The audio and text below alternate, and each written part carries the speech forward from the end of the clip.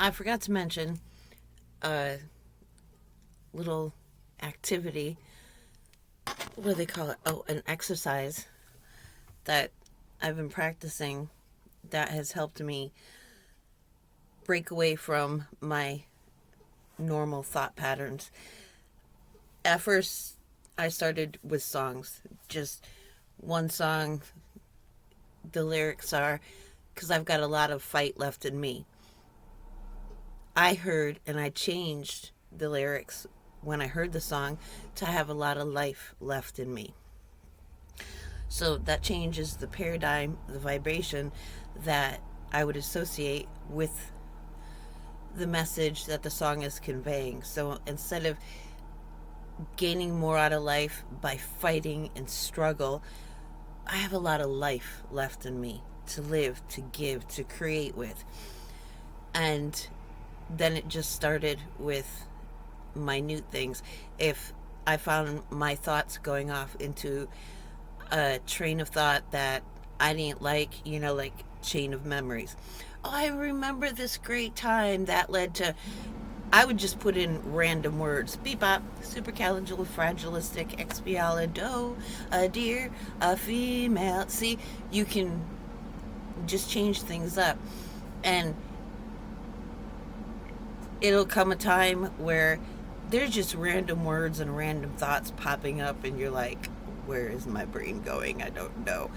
I don't care. So, what am I feeling? I'm feeling delight. Let's stick with that. Let's focus on that feeling. Frankly, my entire past, every good memory I have, every empowering memory that I have is associated with an immediate following of severe trauma. So I can't go into my past. I can't, remind myself of who I am by reminding myself of who I was. So I have to occupy myself with future concepts. And I think a lot of the heaviness that I'm feeling right now, I'm just tired constantly, eat, go back to sleep. A lot of that has to do with me exploring the different versions of reality that I could follow so that I can integrate the best of each that I might want to bring forward with me. For example, alien contact. Living on another planet, how am I going to get there? The Ringing Cedars of Russia is the most resonant version of how I would get to another planet. Alien contact. I have contacted within myself, worked with, integrated, healed, brought to a new consciousness, the lizard people aspect that had inhabited the earth before the humanoid was created. Well, they're lizard humanoid, so they were part of the Anunnaki genetic code as well. So having integrated, healed, and raised the consciousness of so many aspects within myself, I'm exploring all the different realities. Do I believe that we live in a purely hallucinate matrix type thing where we believe we're physical but we're really not, like if it's a virtual reality? No, I believe we're in a base reality, a biological reality.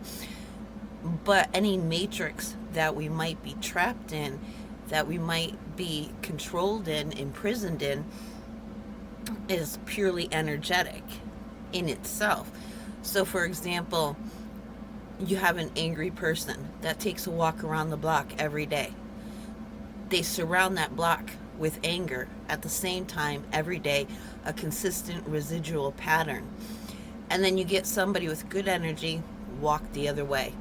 Will totally blow that pattern apart. And I've done that. I've done that before. It only takes one walk from somebody who's of a higher vibration, a pure consciousness, not embodying so much anger. it doesn't take as many passes through to disrupt that pattern, because it disrupts the people who have created that pattern so much that they become chaotic. And out of that chaos, yeah. Out of that chaos can be very liberating. Everything else is scrambled, and you've got your focus. You can navigate through that chaos because nobody's got a solid focus on anything. You can have a solid focus, and you can navigate that chaos, taking advantage of everybody else's distracted moments. Like normally somebody would be totally focused and you could not get through this one little aspect, this one little part of society, because everybody's so you can sneak right through. They don't even see you go. So by creating the Gregorian calendar, military time, changing the cycles of a year, having to include a leap year, when if you go from moon to full moon to full moon, you don't have to change anything. But it's just like these portals, these gateways of, 8/8 Lions Gate. That's August 8th. You're predisposing people to expect certain things to happen at certain times that aren't in alignment with the natural occurrence of them. So you create a false energetic matrix that you can control because you're telling people what to expect, and then you can influence the results. For example, those who know that there are aliens because they have alien technology that was left here in the 1950s, they can use that technology to create chaos with drones and flying saucers and stuff. So people approach the alien agenda, the alien experience, with great fear. Whereas somebody else who does it naturally through channelers, spiritual people who can channel the messages, come into a state of oneness with other beings from other places, other planets, other dimensions. They can do it in a softer, more friendly, positive, more conscious way. And so we have this division, these choices of experience that we can make. And if all the predictions, they're showing the next pandemic is going to be called SEERS, SEERS, SEERS, It's just like naming a terrorist group ISIS after the goddess. I mean, they're obviously just being rude about the whole spiritual thing, naming all of these terrorizing elements after these spiritual belief systems that have nothing to do with them. Those who are seers have nothing to do with this respiratory disease that's going to leave children crippled with brain damage that they're predicting to happen in 2025. However, a pandemic, a closing down, puts us all in our own isolated realities. How I live normally, isolation, creating my own reality. And when we come out, which reality are you going to come out to? Are you spending your isolation time with conspiracy, fear-based theories? The evil aliens are coming down. That's what these drones and orbs and everything are. Oh my goodness. You're going out into Armageddon, destruction, And do I see like Matrix, the movie type of Matrix happening or existing? I see a lot of young people that would choose that. When my children were younger and they played Minecraft, I asked them, like, why do you like Minecraft? Why do you want to play it so much? And it's because in there, they get to be builders. They get to accomplish things, they get to create things, entire worlds. Whereas, I had a daughter that, wanted to work with horses. She wasn't old enough to get a job. Insurance wouldn't cover her for a volunteer position at a stable or anything like that. So my children experienced a lot of limitation that they had outgrown at very young ages. I spoke to them as adults. I allowed them to expand into themselves with a lot of self awareness and a lot of self appreciation. And the communities around us could not support that. So in Minecraft, it didn't matter. They could be whoever and however they want. My oldest, she'll complain about it now, but I couldn't convince her to go to school. She was online with the role playing games, and her typing skills, her communication skills, her language was way above all the adults that were playing with her. So she sees a lack, but that's just her issue. So a lot of these young people, they don't experience connection within their community, within their homes, but they get that connection through these virtual realities where other kids who aren't getting connection in their homes, in their communities, they're connecting with one another through technology. And will they gladly be kept in some kind of stasis pod while their minds are experiencing creative power? In Yes, yes, they're going to prefer that. It's a viable option. Not for me, because I've experienced a lot of alone time being raised during the generation that I was.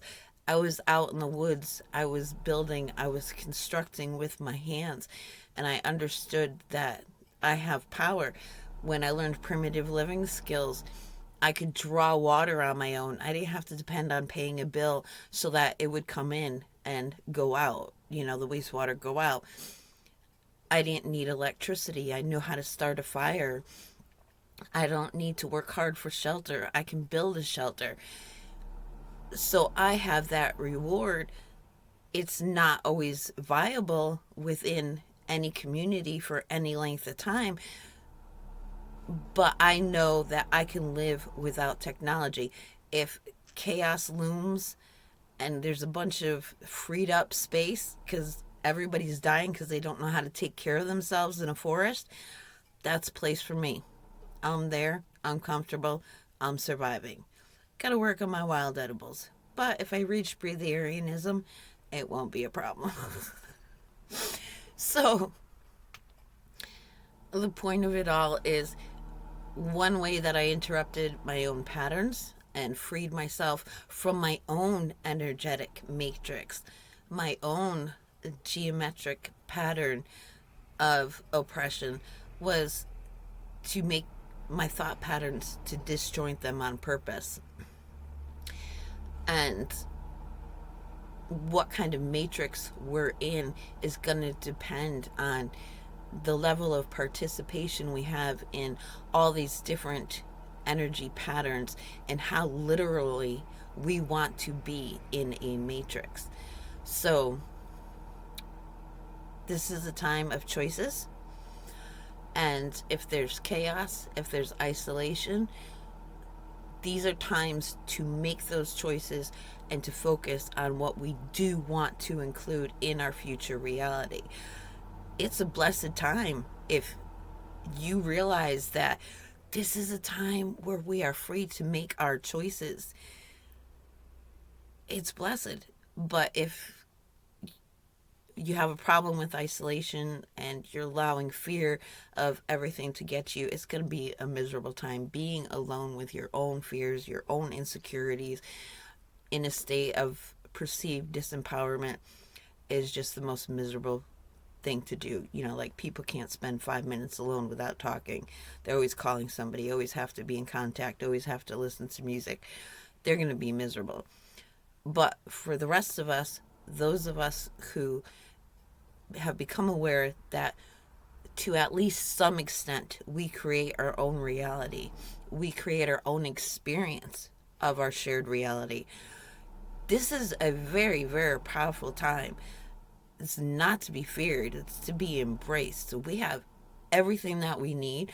We're scrappers, we know how to get it,